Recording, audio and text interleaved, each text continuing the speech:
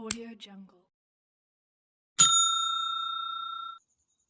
Hello साथियों, नमस्कार। पशु परिचर परीक्षा 2024 और ये टेस्ट सीरीज है 37 नंबर वाली राजस्थान जीके पशुपालन सामान्य ज्ञान और दैनिक विज्ञान से संबंधित हम यहाँ पर कुल 30 क्वेश्चन देखने वाले हैं। चैनल पर पहली बार देख रहे हो तो चैनल को कर लो सब्सक्राइब, क्योंकि मैं इसी तरह का कंटेंट आप सबके लिए लेकर आता रहता हूँ। और देखते हैं पहला क्वेश्चन क्या है। पहला क्वेश्चन है, इनमें से किन किन दुर्गों को यूनेस्को ने 2013 में विश्व धरोहर सूची में शामिल नहीं किया। यूनेस्को ने 2013 में कौन से दुर्ग जिनको शामिल नहीं किया है वो दुर्ग आपको यहाँ पर बताना है। चित्तौड़गढ़, कुंभलगढ़, गागरोन, आमेर दुर्ग, भैंसरोडगढ़, मांडलगढ़, इनमें से कोई नहीं। तो इसका सही विकल्प हो जाएगा ऑप्शन सी, भैंसरोडगढ़ और मांडलगढ़, इनको शामिल नहीं किया है। भैंसरोडगढ़ का किला ये चित्तौड़गढ़ में है और मांडलगढ़ का दुर्ग भीलवाड़ा। चित्तौड़गढ़ का निर्माण चित्रांगद मौर्य ने करवाया था, चित्रांगद मौर्य ने। और गागरोन दुर्ग ये झालावाड़ में है। आमेर कहाँ पर है? जयपुर में।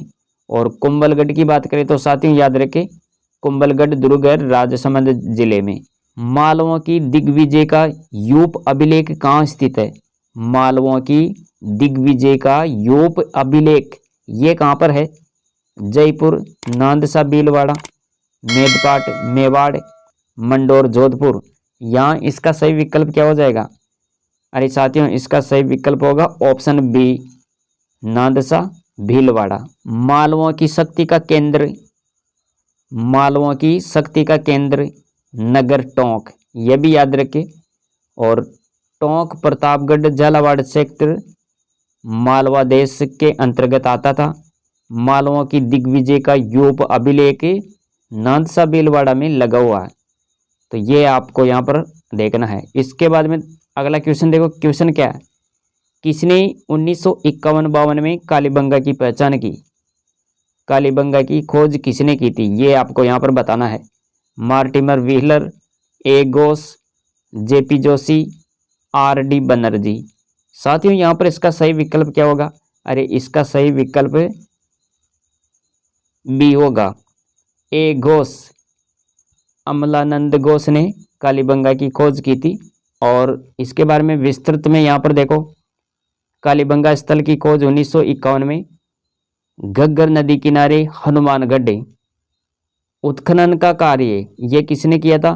तो बी लाल और बी.के. थापर ने, इसके नेतृत्व में हुआ था उत्खनन कार्य। उत्खनन 1961 से लेकर 1969 तक चला। इसके अलावा यहाँ पर देखो, Shri MD. Kharre, KM. Srivastava, SP. Jain, इन्होंने भी उत्खनन का कार्य किया।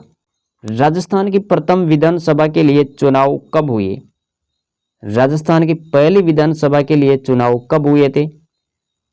1947, 1952, 1955, 1964। यहाँ पर इसका सही विकल्प क्या होगा? अरे विकल्प बी होगा साथियों, 1952 में हुए थे प्रथम विधानसभा के चुनाव। तो ये आपको यहाँ पर याद रखना है। पांचवा क्वेश्चन है, राजस्थान में सर्वाधिक ऊंचाई पर स्थित प्राकृतिक झील कौन सी है? अरे भाई, सबसे ऊंची झील, प्राकृतिक झील कौन सी है राजस्थान में? जयसमंद झील, आना सागर, नक्की झील, पुष्कर। यहाँ पर इसका सही विकल्प क्या होने वाला है?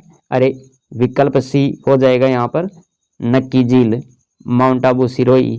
14वीं सदी में इसका निर्माण किया गया। ऐसा माना जाता है कि इस झील का निर्माण देवताओं ने अपने नाखूनों से किया था। नक्की झील के बारे में ये आप फैक्ट याद रखें। इस झील के किनारे 3 प्रकार की चट्टानें हैं साथियों।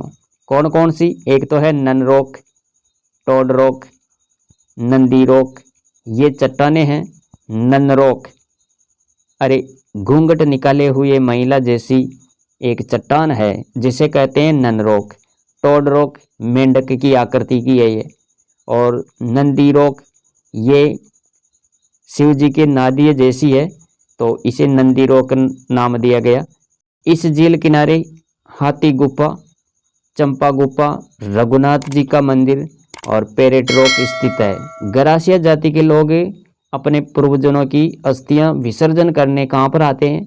नक्की झील पर। नक्की झील पर आते हैं ये गरासिया जाति के लोग अपने पूर्वजों के अस्थियां विसर्जन करने के लिए। राज्य में एकमात्र हिल स्टेशन इसी झील पर है साथियों, नक्की झील पर। यह नक्की झील सबसे अधिक ऊंचाई पर है, सर्वाधिक ऊंचाई पर। तो कितनी है ये याद रखना है यहाँ पर, 1200 मीटर। ये माउंट आबू सिरोही में स्थित है। 6 नंबर का क्वेश्चन है, अल्बर्ट हॉल स्थित है। ये कहाँ पर है? Albert Hall, Ajmer, Kota, Jaipur, Bikaner. Albert Hall की बात हो रही है यहाँ पर, तो साथियों इसका सही विकल्प क्या हो जाएगा? अरे अल्बर्ट हॉल ये कहाँ पर है? इसका सही विकल्प हो जाएगा जयपुर। अल्बर्ट हॉल कहाँ पर है? जयपुर में है ये। राजस्थान का वह जिला जिसमें औसत वर्षा सबसे अधिक होती है। राजस्थान का वो जिला बताना है जो जहाँ पर वर्षा सर्वाधिक होती है, ज़्यादा होती है। माउंट आबू, राजसमंद, झालावाड़, बाड़मेर। जिले की बात हो रही है यहाँ पर, तो जिला ही बताएंगे, तो झालावाड़ आ जाएगा इसमें। सही विकल्प ऑप्शन सी होगा साथियों। सबसे अधिक वर्षा की बात करें तो वह जिला है झालावाड़, और सबसे कम वर्षा कहाँ पर होती है? जैसलमेर। क्वेश्चन है, राजस्थान में कुल कितने अभ्यारण्य है? अब ये बताओ क्वेश्चन, राजस्थान में कुल कितने अभ्यारण्य है? 20, 46, 26, 55। अभ्यारण्य 26 है साथियों। विकल्प सी यहाँ पर ये करेक्ट हो जाएगा।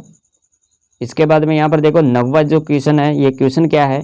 मृग संरक्षण के लिए कौन सी जाति प्रसिद्ध है? ये इनकी रक्षा करती है, मृगों की रक्षा करती है, वह जाति कौन सी है? जनजाति।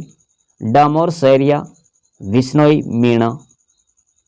विकल्प सी हो जाएगा यहाँ पर सही, विश्नोई। अमृता देवी मृगवन, खेजड़ली। और national wood fossils park, Jaisalmer.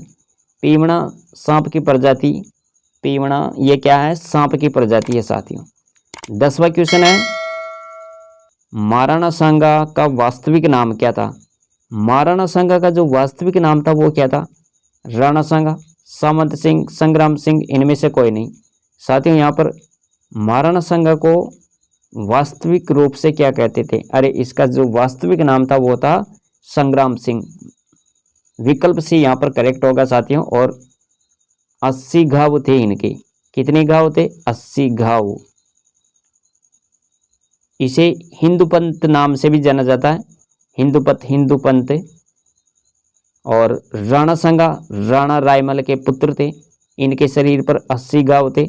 Rana सांगा अपनी वीरता और उदारता के लिए प्रसिद्ध थे। क्वेश्चन है, वागड़ सेवा मंदिर नामक संस्था की स्थापना किसने की थी? वागड़ सेवा मंदिर, अरे वागड़ सेवा मंदिर नामक संस्था की स्थापना किसने की थी? रतन सिंह, भोगीलाल पंड्या, मोतीलाल तेजावत, माणिकलाल वर्मा। यहाँ पर इसका सही विकल्प क्या होगा साथियों? बताओ। इसका जो सही विकल्प हो जाएगा, वागड़ सेवा मंदिर की स्थापना किसने की थी? विकल्प बी होगा यहाँ पर, भोगीलाल पंड्या। 12 नंबर का क्वेश्चन है, बस्सी चित्तौड़गढ़ किस कला के लिए प्रसिद्ध है? बस्सी चित्तौड़गढ़ ये कौन सी कला के लिए प्रसिद्ध है भाई? टेराकोटा के लिए, काष्ठ कला के लिए, रंगाई छपाई के लिए, संगीत कला के लिए। बस्सी चित्तौड़गढ़ ये तो काष्ठ कला के लिए प्रसिद्ध है साथियों। विकल्प भी यहाँ पर करेक्ट हो जाएगा, काष्ठ कला के लिए प्रसिद्ध। काष्ठ कला का जो मुख्य केंद्र है वो क्या है? बस्सी चित्तौड़गढ़। ये आप याद रखें यहाँ पर। इसके बाद में अगला क्वेश्चन देखो, 13 नंबर का क्वेश्चन है। अब यहाँ से पशुपालन सामान्य ज्ञान हम यहाँ पर देखने वाले हैं। महत्वपूर्ण क्वेश्चन देखेंगे। गाय की किस नस्ल के सींग अर्धचंद्राकार होते हैं? वह गाय की कौन सी नस्ल है जिनके सींग कैसे होते हैं? अर्धचंद्राकार। थारपारकर, साहिवाल और कांकरेज गिर, कौन सी गाय है? यहाँ पर इसका सही विकल्प क्या होगा? विकल्प डी, गिर गाय है साथियों। विकल्प डी हो जाएगा यहाँ पर। अर्धचंद्राकार सिंग किसके हैं? गिर गाय के। 14 नंबर का क्वेश्चन है, विदेशी गायों में सबसे लंबा दूध काल गाय की किस नस्ल का होता है?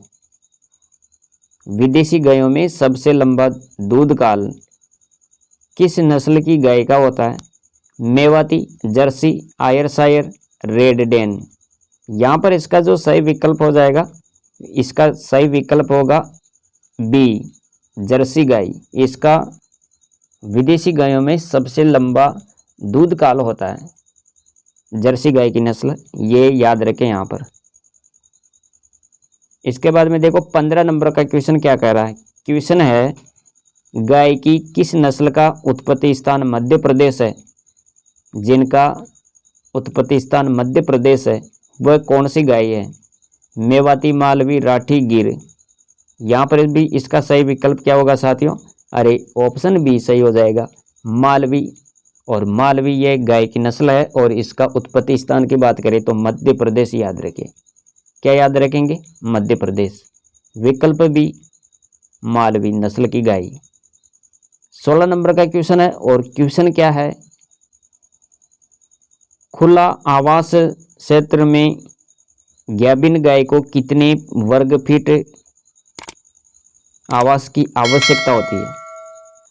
खुला आवास क्षेत्र में गैबिन गाय को कितने वर्ग फीट की आवश्यकता होती है? तो यहाँ पर इसका सही विकल्प क्या होगा? विकल्प सी, 180 से 200 वर्ग फीट। 17 नंबर का क्वेश्चन, गाय में समागम मैथुन की प्रक्रिया को क्या कहते हैं? गाय में समागम यानी मैथुन की प्रक्रिया को क्या बोलते हैं? टपिंग, कवरिंग, लेमिंग, सर्विंग। यहाँ इसका सही विकल्प क्या होगा? गाय में समागम मैथुन की जो प्रक्रिया होती है उसे किस नाम से जाना जाता है? ये पशुपालन से संबंधित शब्दावली है साथियों। इसका सही विकल्प हो जाएगा ऑप्शन डी, सर्विंग। क्वेश्चन है विदेशी गायों में सबसे लंबा दूध काल गाय की किस नस्ल का होता है? ये वापस क्वेश्चन रिपीट हो गया। विकल्प बी होगा इसमें।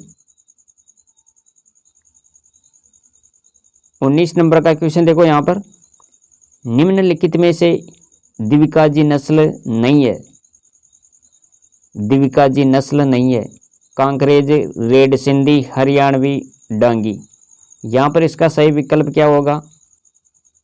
विकल्प बी हो जाएगा। यहाँ पर दिविकाजी नस्ल कौन सी नहीं है? रेड सिंधी नहीं है साथियों, विकल्प बी। 20 नंबर का क्वेश्चन देखो, ब्राउन स्विस विदेशी गाय की नस्ल का उत्पत्ति स्थान बताओ। ब्राउन स्विस विदेशी गाय की नस्ल का उत्पत्ति स्थान स्कॉटलैंड, स्विट्जरलैंड, डेनमार्क, इंग्लैंड। यहाँ पर इसका सही विकल्प क्या होगा? विकल्प बी होगा यहाँ पर, स्विट्जरलैंड।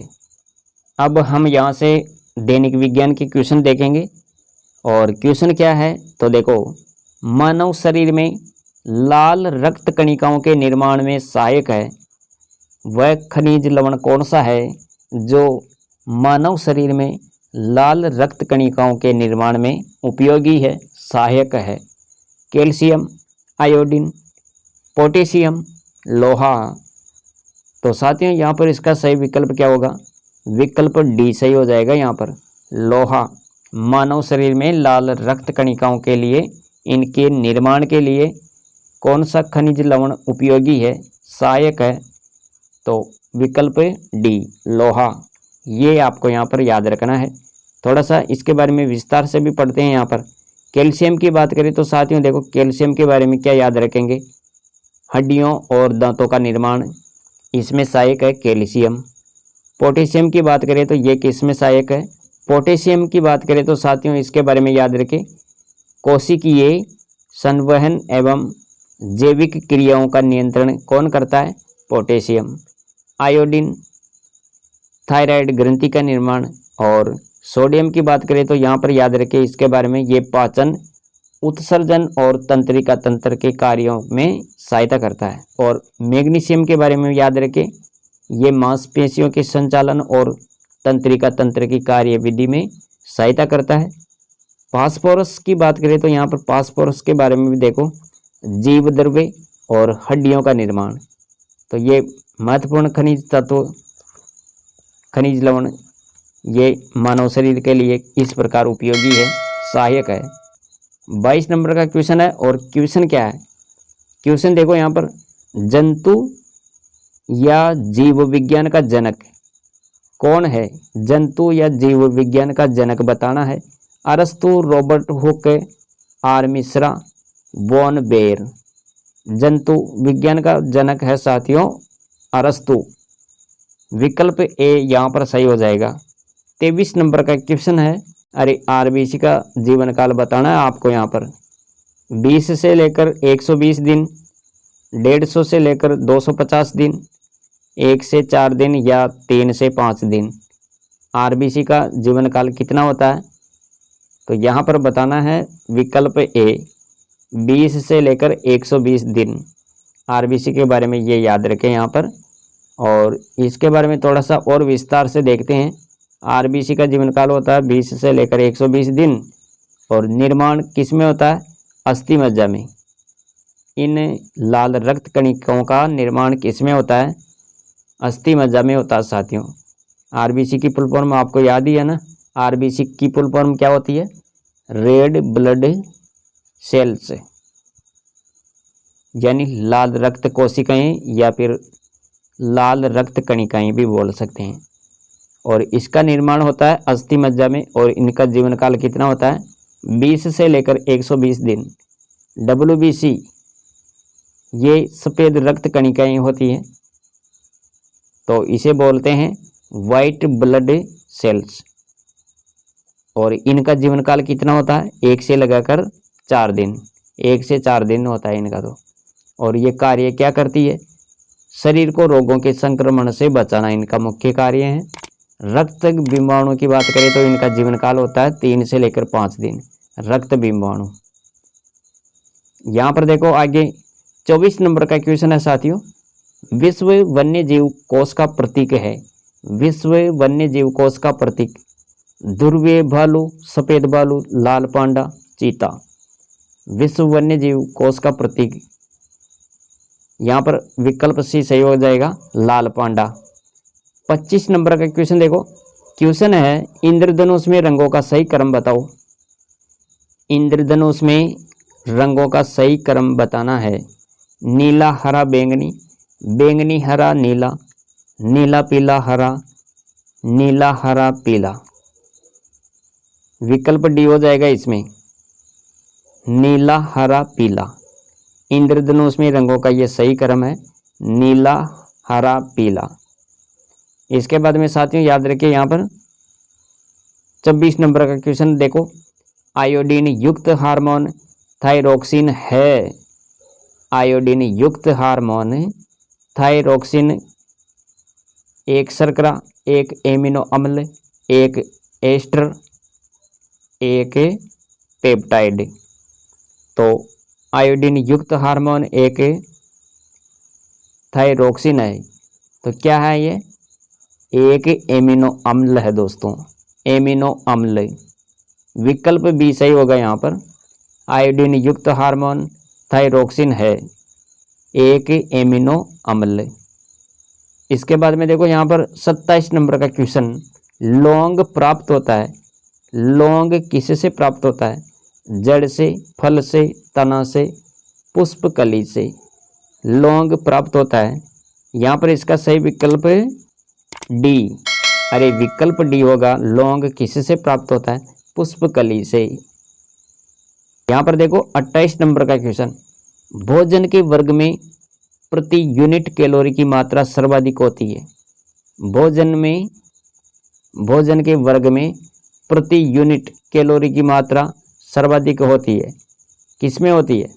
विटामिन में, वसा में, कार्बोहाइड्रेट में, प्रोटीन में। बताओ साथियों, यहाँ पर इसका सही विकल्प क्या हो जाएगा?